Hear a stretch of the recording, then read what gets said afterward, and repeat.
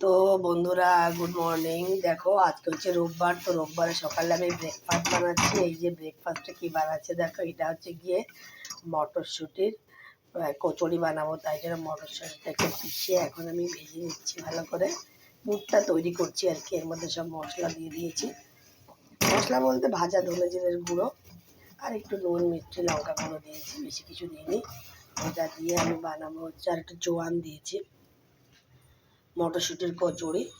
আর দেখো এখানে আটাটা মেখে গোল গোল করে নিয়েছি। এটা মাখা হয়ে গেছে আমার, আটা মানে ময়দাটা মেখে গোল গোল করে নিয়েছি। এই যে